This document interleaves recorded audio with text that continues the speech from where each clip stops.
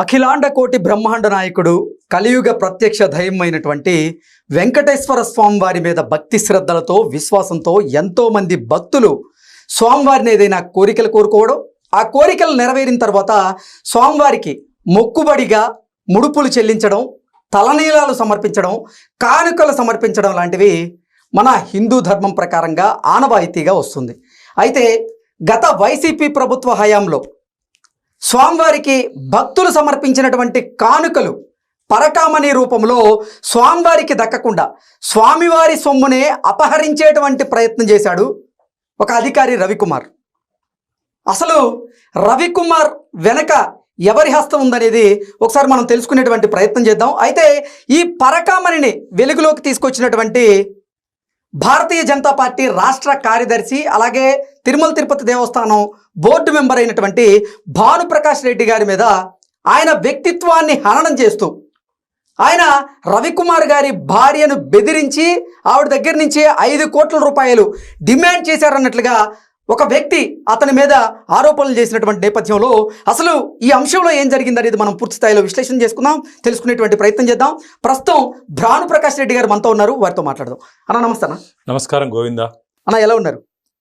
స్వామివారి ఆశీర్వాదం, చాలా సంతోషంగా ఉంది ఈరోజు.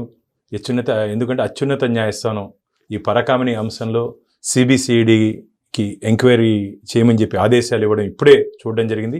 డిసెంబర్ 2వ తేదీ లోపల పరకామణిలో జరిగిన అన్ని అవినీతి అక్రమాల మీద పూర్తి స్థాయిలో విచారణ చేయమని చెప్పి ఆదేశాలు ఇచ్చారు. అన్న, ఒక తిరుమల తిరుపతి దేవస్థానం బోర్డు మెంబర్గా అసలు పరకామణిలో జరిగినటువంటి అవినీతిని, అవకతవకల్ని మీరు బయట పెట్టేటువంటి ప్రయత్నం చేశారు. ఆ వీడియోను కూడా మీరే బయటికి తీసుకొచ్చారు. ఆ తర్వాత చాలా మంది భక్తులకు తెలిసింది. అసలు భక్తులు స్వామివారి మీద విశ్వాసంతో, నమ్మకంతో స్వామివారికి సమర్పించినటువంటి కానుకలు కానీ, ముడుపులు కానీ స్వామివారికి దక్కలేదు అని భక్తులకు తెలియగానే వాళ్ళకి అసలు ఏమనిపిస్తుంది అన్న? దాన్ని ఎలా చూడాలంటారు? ఆపద ముక్కులవాడు అనాథ రక్షకుడు అంటారు వెంకటేశ్వర స్వామి. అవును, ఆ రక్షకుడికే రక్షణ లేకుండా చేసినటువంటి ప్రభుత్వం గత ప్రభుత్వం, వైసీపీ ప్రభుత్వం. ఎంతో పవిత్రంగా ముడుపులు చెల్లిస్తున్నట్టు తమ కానుకలు ఇలా ఒక దొంగలించుకుపోతే కొందరు గజ దొంగలు వాడి దగ్గర నుంచి పంచుకున్నారని చెప్పి ఒక వార్త వినగానే భక్తులు మనోభావాలు చాలా బాధపడ్డాయి. కానీ వారికి ఒక నమ్మకం ఉంది, స్వామివారి సొత్తు ఎవరు కొట్టినా సరే ఖచ్చితంగా వారు శిక్షింపబడతారు తొందరలోనే చెప్పి ఒక గట్టి విశ్వాసం, నమ్మకం ఉంది. ఆ నమ్మకాన్ని ఒమ్ము చేయకుండా కొన్ని ఆధారాలతో, నేను నా దగ్గర ఉండే ఆధారాలతో భక్తుల ముందు, మీడియా ముందు రావడం జరిగింది. ఆ పూర్తి ఆధారాలు అసలు మీరు ఒక్కొక్క రికార్డ్ కానీ చూస్తే నివ్వెరిపోతారు. ఇది వచ్చి TTD vigilance report. Okay, Ravikumar మీద టీటీడీ విజిలెన్స్ రిపోర్ట్లో దీనిలో ఏం రాశారు తెలుసా? ఏం రాశారన్న? పోలీస్ అధికారుల నుంచి తీవ్ర ఒత్తిడి వచ్చిన కారణంగా, పోలీస్ అధికారుల నుంచి ఈ లైన్, తీవ్ర ఒత్తిడి వచ్చిన కారణంగా మేము ఈ కేసుని లోక్ అదాలత్లో కాంప్రమైజ్ చేసుకున్నామని అడిగి రాశారు. ఎవరన్నా? వెంకటేశ్వర స్వామిని ఒత్తిడి చేసేంత పోలీస్ అధికారులు వైసీపీలో ఎవరున్నారు? ఎస్ఐయా, సిఐయా, డిఎస్పీనా, ఏఎస్పీనా, ఎస్పీనా, డిఐజీనా, ఐజీనా, అడిషనల్ డీజీనా, డీజీపీనా? ఎవరు రావాలి ఇప్పుడు? వాడు వచ్చి బయట చెప్పాలా? ఏ తమాషా అనుకుంటున్నారా? అంటే స్వామివారికి సేవ చేసుకునేందుకు, అందులోనూ చాలా మంది సామాన్యులు పరకామణి సేవలో వాళ్ళు పాలు పంచుకునేందుకు ప్రయత్నం చేస్తూ ఉంటారు. అంత పవిత్రంగా పరకామణి సేవను భావిస్తూ ఉంటారు. అటువంటి పరకామణి సేవలో రవికుమార్ అనేటువంటి ఆఫీసర్ చేతివాటం ప్రదర్శించి ఆయన భక్తులు సమర్పించినటువంటి కానుకలు స్వామివారికి దక్కకుండా లూటీ చేశారు.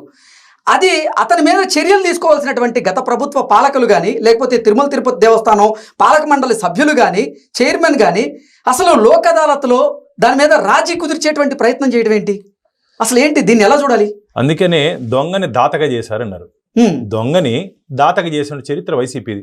రవికుమార్ దొంగ, వాడి దగ్గర నుంచి 14 కోట్లు అఫీషియల్ వాల్యూ విలువ చేసే ఆస్తుల్ని, అంటే రిజిస్టర్ వాల్యూ 14 కోట్లు, మార్కెట్ వాల్యూ 40 కోట్లు.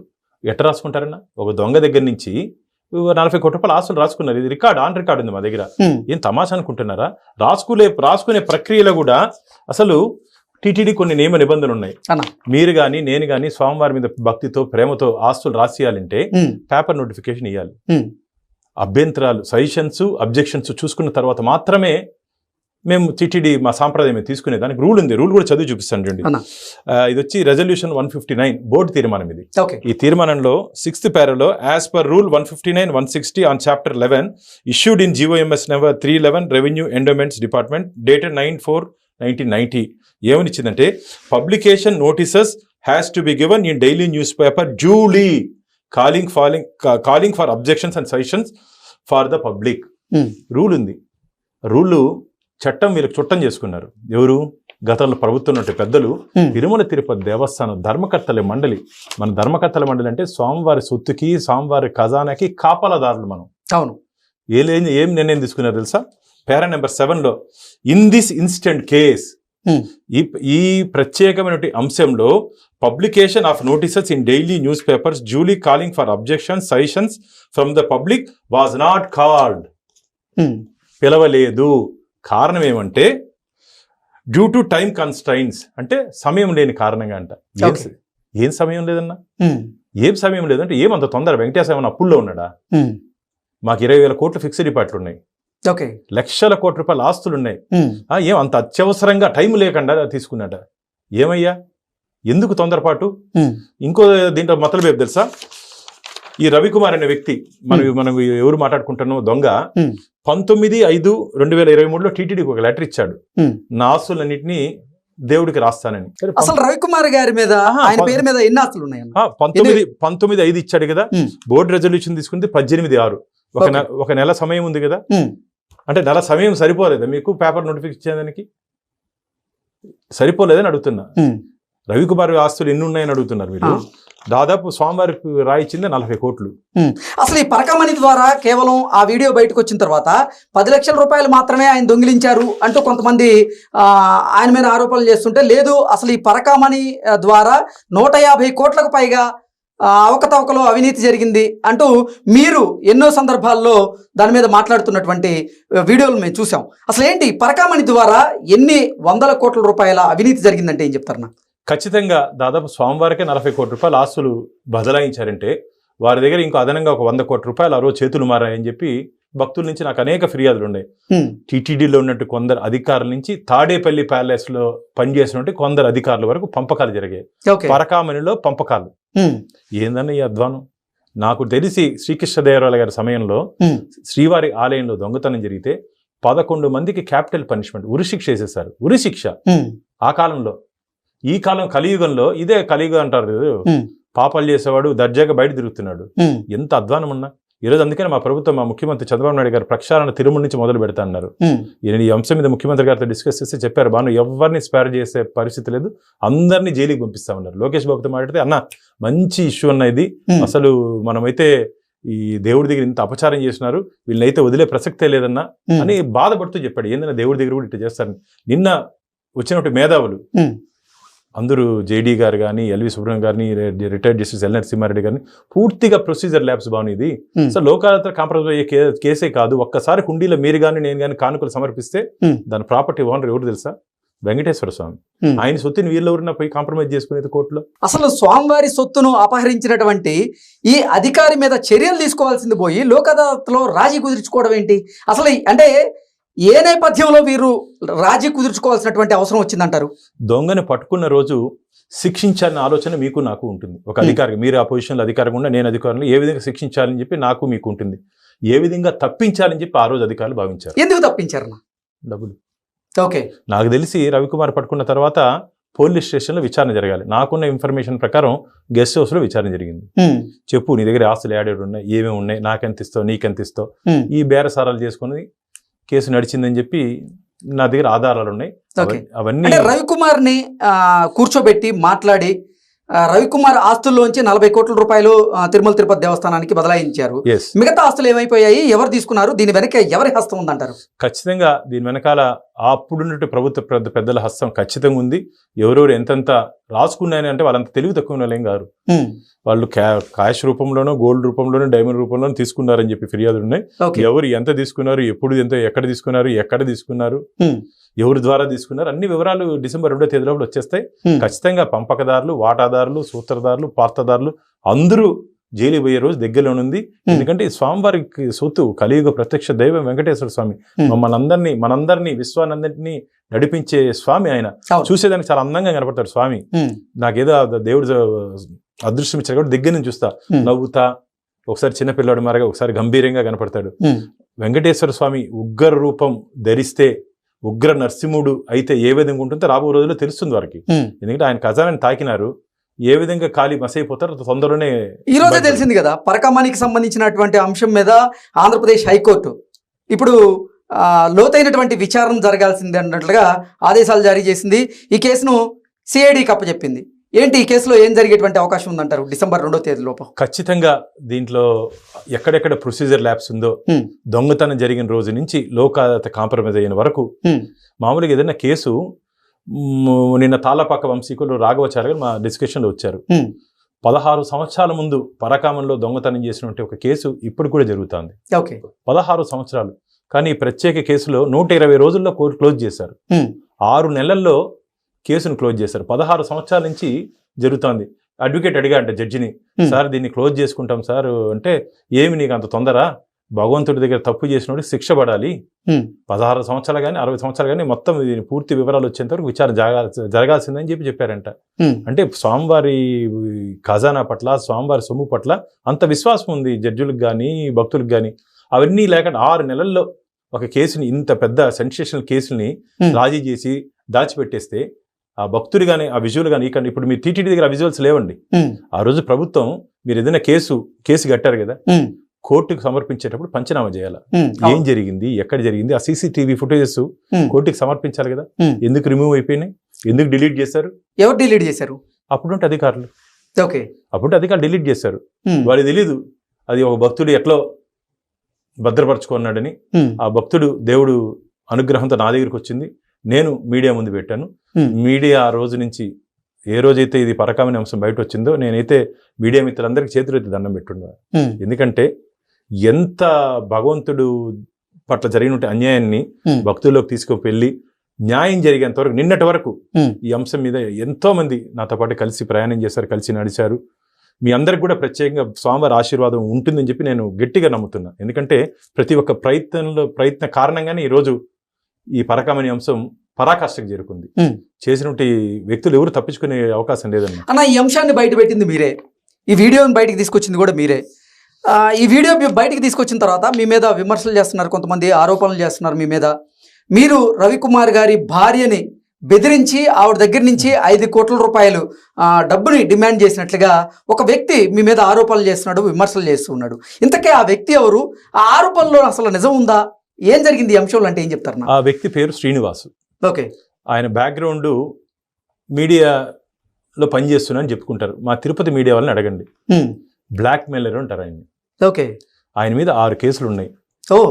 గంజాయి కేసులో జైలుకి పోయిచ్చాడు. ఇట్లా బ్లాక్ మెయిల్ చేసి అక్కడ నుండి వ్యాపారవేత్తలతో బ్లాక్ మెయిల్ చేశాడు. 2 సార్లు జైలుకి పోయిచ్చాడు. ఆయన అడ్డంగా పెట్టుకొని అప్పుడు గత ప్రభుత్వంలో ఉంటే పెద్దలు, అంటే ఇప్పుడు ఈ పరకామని అంశాన్ని దాచాలి అని చెప్పి చూస్తుంటే వ్యక్తులు నా మీద ఒక వీడియో వదిలారు. అంటే మరి నేను 5 కోట్ల రూపాయలు, నేను వెంకటేశ్వర స్వామి దగ్గర ప్రమాణం చేస్తున్నా, నేను టీటీడీలో ఒక్క రూపాయి నేను దుర్వినియోగం చేసినట్టు మీరు నిరూపించండి, నా తల నరుక్కుంటాను. 1 రూపాయి, 5 కోట్లు 10 కోట్లు కాదు, 1 రూపాయి. నేను భానుప్రకాష్ 20 సంవత్సరాల్లో ఆ టికెట్ అమ్ముకున్నాడు, ఈ లడ్డు అమ్ముకున్నాడు, ఆ రూమ్ అమ్ముకున్నాడు, 1 రూపాయి ప్రూవ్ చేయమని చెప్పండి. నా మీద 5 సంవత్సరాల విచారణ గత ప్రభుత్వంలో వాళ్ళే కదా పోలీసులు, వాళ్ళే కదా అధికారులు, కరుణాకర్ రెడ్డి కదా చైర్మన్. నీకు అంత సత్తా ఉంటే నేను నా మీద నువ్వు ఆ రోజు ప్రూవ్ చేసుకుండొచ్చు కదా. నేను మళ్ళీ ఈ మధ్య ఒక 2 నెలలు ప్రెస్ మీట్ పెట్టారు నా మీద, భానుప్రకాష్ రెడ్డి అది చేసినాడు, ఇది చేశాడు, అవినీతి అక్రమం. నువ్వు ప్రూవ్ చేయలేదు కదయ్యా. నేనైతే గట్టి విశ్వాసంగా ఉన్నానా, వెంకటేశ్వర స్వామి దగ్గర తప్పు చేయను, ఎవరు తప్పు చేసినా నేను ఒప్పుకోను. వెంకటేశ్వర స్వామికి 20 సంవత్సరాల నుంచి నేను కాపలా కుక్కలా ఉన్నాను, వ్యవహరిస్తున్నాను అంటూ నిన్న మీరు భావోద్వేగానికి లోనయ్యారు, మేధావులందరి ముందు కన్నీటి పర్యంతమయ్యారు. ఏంటన్నా అసలు ఈ కారణం ఏంటి? అంటే ఏం జరిగిందంటే, నేను ఈ మేధావులు సమావేశం నిర్వహించాలని చెప్పి నిర్ణయం తీసుకున్న తర్వాత పెద్దలతో మాట్లాడాను. ఎల్లి సుబ్రహ్మణ్యం గారితో, నరసింహన్నతో, జేడీ గారితో, మన చెలుకూరు రంగరాజ స్వామితో, విశ్వ హిందూ పరిషత్ పెద్దలతో అంతా మాట్లాడితే, సరే నేను ఒక వేదికగా హైదరాబాద్లో పెట్టుకుందామని చెప్పి చెప్పారు. పెట్టుకున్న తర్వాత అది తెలిసింది ఎవరికి, ఈ పరకామంలో నిందితులకి, వాళ్ళ వెనకాల ఉండే వ్యక్తులకి ఏ విధంగా సరే ఈ సమావేశం జరగకూడదు. ఇన్ని రోజులు భానుప్రకాష్ కానీ, టీడీపీ కానీ, జనసేన మాట్లాడితే ఇదేదో రాజకీయ అంశం అనుకున్నారు, రాజకీయ అంశంగా వైసీపీని టార్గెట్ చేస్తాం అనుకున్నారు. నిన్న ఈ మేధావులు కానీ వచ్చి మాట్లాడితే ఇది చాలా ప్రమాదం అని చెప్పి భావించి వారికి, ఇప్పుడు మీరు చెప్పారు కదా శ్రీనివాసు ఈ బ్లాక్ మెయిలర్, వాడి వీడియో పంపించారు. వీడియో పంపించి ఎవరైనా సరే ఇంత సున్నితమైన అంశంలో అంత పెద్ద అధికారులు, రిటైర్డ్ చీఫ్ జస్టిస్లు కానీ, మాజీ సిబిఐ డైరెక్టర్ కానీ, మాజీ చీఫ్ సెక్రటరీ కానీ ఆలోచిస్తారు, అరే ఎందుకు నాయన ఇదేదో పంపించారు, మనం ఎందుకు పోవాలని ఆలోచనతో వాళ్ళు కానీ రాకుండా వింటే వాళ్ళకి అది కావాలి. సో బాను పెట్టి దీనికి మేధావులు రాలేదు, తప్పు జరగలేదని చెప్పి ఒక సందేశాన్ని ప్రజల్లోకి భక్తులు తీసుకోవాలని ఒక దుష్ట దుర్బుద్ధితో ఆలోచించారు. కానీ ఆ భగవంతుడి మీద నమ్మకంతో వాళ్ళందరూ భగవంతుడి కోసం వచ్చారు. నిన్న ఇన్విటేషన్ వచ్చిన 10 మంది ఏ ఒక్కరు కూడా రామని చెప్పలేదన్న. అందరినీ వీళ్ళు సమాచారం పంపించారు. అందరూ ఆ స్వామివారి కోసం, స్వామివారి ఖజానాన్ని కాపాడడం కోసం ఆ మేధావులందరూ వచ్చారు. నాకు అందుకనే నేను చెప్తున్నా, భగవంతుడు ఉండి నడిపించాడు. ఈ ఎపిసోడ్ మొదటి రోజు నుంచి ఇప్పటి వరకు వెంకటేశ్వర స్వామి నా చెయ్యి వదలలేదు.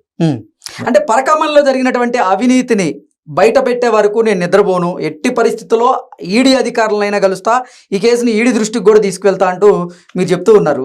అసలు ఏంటి ఈ కేసు కొలుక్కొచ్చేటువంటి పరిస్థితి కనపడుతుందా? ఖచ్చితంగా ఇప్పుడుంటి పోలీస్ అధికారుల మీద నాకు అయితే నమ్మకం, విశ్వాసం ఉంది. గతంలో అయితే మీరు చూశారు ఈ విజిలెన్స్ రిపోర్ట్లో, పోలీస్ అధికారి నుంచి తీవ్ర ఒత్తిడి వచ్చిన కారణంగాని గతంలో 2019 నుంచి 2024 వరకు ఆంధ్రప్రదేశ్లో ఐపీసీ సెక్షన్లు పనిచేయలేదు, వైసీపీ సెక్షన్లు పనిచేసేదానికి నిదర్శనం ఇదే. పోలీస్ అధికారుల నుంచి ఒత్తిడి వచ్చిన కారణంగా అన్నారు కదా, అంటే పోలీస్ అధికారులు ఎవరయ్యా? వైసీపీ నాయకులు చెప్తే విన్నావు కదా, కాబట్టి అనుభవిస్తావు. ఇప్పటికే మీరు కానీ గమనించినట్టయితే వైసీపీ ప్రభుత్వంలో ఆంధ్రప్రదేశ్లో ఐపీసీ ఇండియన్ పోలీస్ సర్వీసు కొందరు అధికారులు ఇండియన్ పొలిటికల్ సర్వీస్ గా మార్చేస్తారు. కొందరు, అందరూ కాదు, కొందరు ఇండియన్ అడ్మినిస్ట్రేటివ్ సర్వీస్ ఐఏఎస్లు అధికార పార్టీ సర్వీస్ గా మార్చేస్తారు. దాంట్లో ఈరోజు ఎంతమంది జైల్లో ఉన్నారు? ఈ కేసులో కూడా ఉన్నతాధికారులు జైలుకు పోతున్నారు. ఉన్నతాధికారులు, నేను పేరు చెప్పను, ఉన్నతాధికారులు జైలుకు పోతున్నారు, పెద్ద స్థాయి అధికారులు. ఎందుకంటే ఖచ్చితంగా మీరు రాసుకోండి, 3 అక్షరాలు ఉన్న వాళ్ళు పోతారు. నేను అందుకనే మీకు అర్థమై ఉంటుంది, 3 అక్షరాలు పక్కన వేస్తారు, పేరు పక్కన వేసుకుంటారు, వాళ్ళు జైలు పోయే ప్రమాదం దగ్గరలోనే ఉంది. ఓకే ఇప్పటికి కూడా టీటీడీ విజిలెన్స్ అంటే విజిలెన్స్లో ఇప్పటికి కూడా టీటీడీ విజిలెన్స్ వింగ్లో జగన్మోహన్ రెడ్డి కోసం పనిచేస్తున్నటువంటి కొంతమంది కోవర్ట్లు ఉన్నారు అనేటువంటి వార్తలు వస్తూ ఉన్నాయి. ఏంటి నిజంగా ఒక టీటీడీ బోర్డు మెంబర్గా మీరు చెప్పండి, పరిస్థితులు ఎలా ఉన్నాయి అసలు? ఖచ్చితంగా ఎవరైనా సరే మనందరూ స్వామివారి సేవకులం, స్వామివారి పవిత్రత కాపాడేదానికి, స్వామివారి దగ్గర ఎవరు తప్పు చేసినా వారికి శిక్షించే విధంగా మనం మాట్లాడాలి. కానీ మీరు మంచి అంశాన్ని లేవనెత్తారు. అసలు మీరు అడిగారు విజువల్స్ ఎందుకు లేవు అని. అవును, ఇది పరకామణి 2. మనం పరకామణి 1 గురించి మీరు సేపు పెట్టారు, ఇది పరకామణి 2. పరకామణి 2 కూడా ఉంది. ఆ విజువల్స్ ఎందుకు ఎరేజ్ అయిపోయినాయి? మీరు వెనక ఈ రిపోర్ట్ మీకు ఇస్తా, మీరు చదవండి. దీంట్లో కమాండ్ కంట్రోల్ రూమ్ అని ఉంటుంది. పరకామణిలో ఒక రూమ్ ఉంటుంది, దీన్ని అనుసంధానం చేస్తూ కమాండ్ కంట్రోల్ రూమ్ అని ఒకటి ఉంటుంది. ఈ రూమ్లో అక్కడ దొంగలిచ్చుంటి విజువల్స్ అంతా ఉంది. అక్కడ విఏ అంటారు, అంటే ఎస్ఐ స్థాయి అధికారి శివశంకర్, ఆయన చూశాడు. ఈ విజిలెన్స్ నాకున్నట్టు ఇన్ఫర్మేషన్ ఈయన మీద ఏముంది తెలుసా రిపోర్టు? ఎస్ఐ పోలీసు డిపార్ట్మెంట్కే మచ్చన్న, ఇది పోలీస్ డిపార్ట్మెంట్కే మచ్చ. ఈ రిపోర్ట్ కానీ మీరు కానీ చదివినారంటే పరకామణి 2లో పోలీస్ డిపార్ట్మెంట్కే మచ్చ రిపోర్ట్. ఇది విజిలెన్స్ రిపోర్ట్. నేనేమి సాక్షి పేపరు అది చదవట్లే, వాళ్ళ పార్టీ వాళ్ళు పాంప్లెట్ మార్గేసుకుంటారు, చదవట్లే. టీటీడీ విజిలెన్స్ రిపోర్ట్లో ఏముందంటే, during the course of enquiry vigilance wing obtained and checked the registers of command control in pilgrim gold articles register. On observation it is found that in the page number 116 23/3/2023 mention that the main hundi VA అంటే Ramakrishna deposited the following items, that is rings 8, ear rings 4, dollars 2, big and small Lakshmi dollars 1, green stone 1, gold chain 1, child bangle 1. The missed articles register here with is enclosed in the annexe 16. While depositing the gold articles recorded in the same in CCTV, while observing the CCTV footage, some of the gold articles was not deposited in the main hundi. Police వాడే దొంగతనం చేస్తేటను, police వాడే దొంగతనం చేస్తేట్లా మనం ఏం చేయాలా? మీరు ఆ రోజు అధికారం అనుకోండి, వీడి మీద క్రిమినల్ కేసు బుక్ చేసి జైలుకి పోవాలి. వీడు భక్తులు సమర్పించిన కానుకలు నీకు హుండీలో వేస్తానని చెప్పి రికార్డులో చూపించి వీడు జోబులు ఎత్తుకోపోయినాడు. వీడిని ఏం చేస్తారు తెలుసా? వీడికి పనిష్మెంట్, వీడి దగ్గర నాకున్న ఇన్ఫర్మేషన్, వీడి దగ్గర అక్కడ ఉన్న విజువల్స్ అన్ని డిలీట్ చేయించి వీడిని రిమార్క్స్లో చూడండి.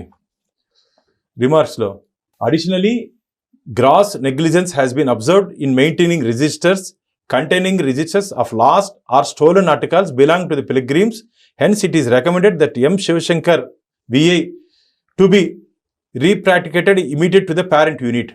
ఆయన మీద ఏం చర్యలు లేకుండా, అంటే ఇప్పటి వరకు స్వామివారి నగదు మాత్రమే మాయమైంది, నగదు మాత్రమే అపహరించారనుకున్నాం కానీ స్వామివారి నగలను కూడా అపహరించారనేది మీరు బయట పెట్టే వరకు కూడా చాలా మందికి అసలు అంటే అవగాహన లేదు. ఇవన్నీ సున్నితమైన అంశము, చెప్పకూడదు అనుకున్నాము, కానీ ఇప్పుడు ఎట్లా సిబిసిఐడి ఎక్కువ ఇవన్నీ బయటపడతాయి.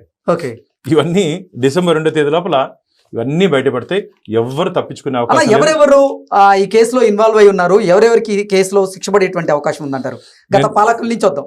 ఖచ్చితంగా గత ప్రభుత్వంలో పనిచేసినటువంటి కొందరు ఉన్నతాధికారులు, గత ప్రభుత్వంలో టీటీడీలో పనిచేసినటువంటి అధికారులు ఖచ్చితంగా పోలీస్ డిపార్ట్మెంట్ నుంచి, టీటీడీ నుంచి, ప్రభుత్వం నుంచి ఈ కేసుల్లో సంబంధాలు ఉన్నాయి. కోర్టు పరిధిలో ఉంది కాబట్టి మన పేర్లు ఇప్పుడు మాట్లాడుకోవడం మంచిది కాదు. ఎందుకు చెప్పినట్టు పేరు పక్కన అక్షరాలు పెట్టుకున్న వ్యక్తులు కూడా కొందరు ఇప్పుడు ఎక్కడ ఉన్నారో, కొందరు అధికారులు జైల్లో ఉన్నారు. వారితో పాటు వీళ్ళు కూడా తొందరనే జైలుకి పోయే రోజు దగ్గరలోనే ఉంది. వెంకటేశ్వర స్వామి ఎవరిని వదలడన్న, ఇది కలియుగం. ఈ చేత్తో మీరు తప్పు చేస్తే ఈ చేత్తో చూపిస్తాడు మన దేవుడు. ఈ చేత్తో తప్పు చేస్తే ఈ చేత్తో చూసేదానికన్నా మీరు కనుక వెంకటేశ్వరాన్ని గమనిస్తే చాలా ముద్దుగా నవ్వుతా అందంగా కనపడతాడు. వెంకటేశ్వర స్వామి ఉగ్ర నరసింహుడిగా మారుతాడు. మారిన తర్వాత ఆయన జోలికి వచ్చి ఆయన ఖజానా తాకిన వాళ్ళని మసి చేస్తాడు. దానికి నిదర్శనం ఈ పరకామణి అంశం. ఎందుకంటే ఈరోజు ఆ పరకామణి అంశం భక్తుడు కానీ, ఆ విజువల్స్ కానీ మనకి ఇక్కడ ఉంటే ఈరోజు బయటపడే అవకాశం లేదు. మొత్తం బయటే వచ్చిన అవకాశం లేదు. ఆ దేవుడే ఇవన్నీ నడిపించాడు. వెంకటేశ్వర స్వామి మనందరినీ నడిపించాడని చెప్పి నేను భావిస్తున్నా. అంటే భవిష్యత్తులో తప్పు చేయకుండా, ఇంతకుముందు గతంలో నేను కూడా వెంకటేశ్వర స్వామి దగ్గర బంగారు 5 గ్రాముల బంగారు డాలర్లు 300 కనపడట్లేదని చెప్పి నాకు కంప్లైంట్ వస్తే నేను అంశాన్ని లేవనెత్తా. ఆ రోజుల్లో దాదాపు 15 సంవత్సరాలు ఉంటుంది. లేవనెత్తి 5 గ్రాముల బంగారు డాలర్లు 300 కాపాడలేని టీటీడీ వ్యవస్థ స్వామివారి నగలు ఏ విధంగా కాపాడుతుందని చెప్పి ప్రశ్నించా. దాని మీద అత్యున్నత న్యాయస్థానం justice Wadhwa committee, justice Jagannatha Rao, supreme court జస్టిస్లు వచ్చి 2 years ఎంక్వైరీ చేశారన్న నగలపైన. దాని ఫలితం ఏమొచ్చిందంటే స్వామివారి నగలు అన్ని డిజిటలైజ్ అయిపోయినాయి. అన్ని ఇంకా భవిష్యత్తులో ఎవరు స్వామివారి నగలు తాకే అవకాశం లేక డిజిటలైజ్ చేసేసారు. అట్లా ఈ పరకామణి అంశం కూడా ఈరోజు పరాకాష్ఠకు చేరిందంటే స్వామివారే ఆయన ఖజానాన్ని కాపాడుకునే దానికి మనందరి ద్వారా, మీరు నేను దీని వెనకాల నుండి నడిపించిన మనందరం కలిసి స్వామివారి మనందరిని నడిపించారు. ఆ పరకామణి రక్షించుకునే దానికో ఆ జరిగి ఉంటే ఈ దొంగతనాల నుంచి భవిష్యత్తులో జరగకుండా చేసుకునేదానికే ఈ అంశాన్ని బయట పెట్టాడని చెప్పి నేను భావిస్తున్నాను. అంటే ఈ అంశాన్ని బయటపెట్టింది మీరు, మీతో పాటుగా మీ కుటుంబ సభ్యుల వ్యక్తిత్వాన్ని హననం చేసేలా కూడా కొంతమంది ఆరోపణలు చేస్తున్నారు కదా, ఏంటి అసలు మీ కుటుంబ సభ్యులు ఇవన్నీ చూసిన తర్వాత ఏమంటున్నారు అసలు? అంటే మనం పనిచేసే క్షేత్రం రాజకీయ క్షేత్రం, కానీ నేను రాజకీయంగా వారిని ఈ అంశాన్ని చూడట్లే. ఒక భక్తుడిగా, గోవింద్ భక్తుడిగా నేను చూస్తున్నా. నిన్న కూడా మా అడ్వకేట్తో మాట్లాడాను. ఈ రోజు కేసులో నేను ఇంప్లీడ్ అవ్వాలన్నా. ఇంప్లీడ్ అవ్వాలంటే ఆయన చెప్పాడు, as a TTD board member మీరు ఇంప్లీడ్ అయ్యేదానికి అవకాశం లేదు అన్నాడు. నేను కాబట్టి బోర్డు మెంబర్ని వదులుకుంటాను, ఈ పోరాటం మాత్రం వదులుకోను, నన్ను ఇంప్లీడ్ చేయండి అని చెప్పాను. బోర్డు మెంబర్ అంటే స్వామివారిది హోదా కాదన్న బాధ్యత. బాధ్యతగా ఉండి నేను స్వామివారి దగ్గర జరుగుతుంటే అన్యాయాన్ని న్యాయం చేయలేకపోతే నాకు ఎందుకు ఆ బాధ్యత? ఒక భక్తుడిగా ఫైట్ చేస్తానని చెప్పాను మా అడ్వకేట్కి. ఇది దేవుడి సేవలో ఉంటా, అదైనా సేవే ఇదైనా సేవే. కాబట్టి నా కుటుంబ సభ్యులకు జరిగినట్టు ఈ వీడియోస్ ఎవరికైనా మనసు ఉంటుంది కదా, ఈ వీడియోస్ పంపించడం ఇవన్నీ ఎవరికైనా బాధపడతారు. కానీ ఆ బాధల్లో కూడా నా భార్య కానీ, నా కొడుకు కానీ, నా కూతురు కానీ, నాన్న నువ్వు ముందుకు పో, ఎక్కడ నువ్వు భయపడాల్సిన అవసరం లేదు, మేము మా ఫ్యామిలీ నీకు సపోర్ట్ చేస్తాం అని చెప్పారు. ఎందుకంటే కుటుంబంలో బెదిరితే మనం ముందుకు పోలేమన్నా. ఇంటికి పోతే సంతోషంగా ఉండే వాళ్ళు కూడా ధైర్యంగా. ఈరోజు ఫోన్ చేస్తారు, ఈ కోర్టు తీర్పు వస్తానే అభినందనలు నీకు అని చెప్పి నా మిత్రులు కానీ, స్వామీజీలు కానీ అందరూ ఫోన్ చేస్తున్నారు. బాను నీ పోరాటం ఫలించింది, ఖచ్చితంగా పరకామణి అంశం ఈరోజు హైకోర్టు చాలా సీరియస్ తీసుకుంది. ఇంకా సంతోషం వచ్చింది అంటే మీదకి వచ్చే ముందే నాకు మెసేజ్ వచ్చింది. చాలా సంతోషంగా ఉంది ఈరోజు నాకు. అన్న చివరిగా ఒక ప్రశ్న అన్న, రవికుమార్ గారు అంటే ఈ పరకామణిలో చోరీ చేసినటువంటి వ్యక్తి ఎవరైతే ఉన్నారో అతను చిన్నజీయర్ స్వామివారికి సంబంధించినటువంటి టీం మెంబర్ అనేటువంటి వార్తలు కూడా ప్రచారం జరుగుతూ ఉన్నాయి. అసలు ఏం జరిగింది? ప్రచారం కదా, అది వాస్తవం. మామూలుగా పరకామణిలో ఏముంటదంటే మా ప్రక్రియ, మా టీటీడీ నియమ నిబంధనల ప్రకారం టీటీడీ అధికారులతో పాటు పెద్ద జీయర్, చిన్న జీయర్ ఉంటారు, వారు మాకు ధర్మకర్తలు. ఆ మఠం నుంచి ఒక గుమస్తా వచ్చి ఈ పరకామణి అందరినీ గమనించాలి. ఆ గమనించే పద్ధతిలో ఈ రవికుమార్ అక్కడ పనిచేస్తూ దీర్ఘకాలికంగా పనిచేస్తూ ఈ దుర్బుద్ధి బుద్ధి అక్కడ తీసుకున్నాడు తప్ప మఠానికి రవికుమార్కి సంబంధం ఉంది. కానీ ఈ పరకామణి దొంగతనం విషయంలో మా మఠానికి దీనికి సంబంధం లేదు, Okay. మా ధర్మాచారులకి వీరికి రవికుమార్కి సంబంధం లేదు. దొరికిన వెంటనే ఇమీడియట్ గా వారిని ఉద్యోగం నుంచి తొలగించడం జరిగింది. వారు కైంకర్యాలు నిత్య కైంకర్యాలు మా పెద్ద జీయర్ చిన్న జీయర్ వాళ్ళ చేతుల మీద జరుగుతుంది కాబట్టి ఖచ్చితంగా అందుకని చెప్తున్నాను కదా, భగవంతుడి దగ్గర తప్పు చేసినప్పుడు ఎవరు తప్పించుకునే అవకాశం లేదు. ఇవన్నిటి డాలర్ విషయం కానీ పరకమైన విషయం కానీ మనం కానీ గమనిస్తూ వస్తుంటే అక్కడ జరుగుతున్న తప్పుల్ని స్వామివారే సరిదిద్దుకుంటున్నాడు.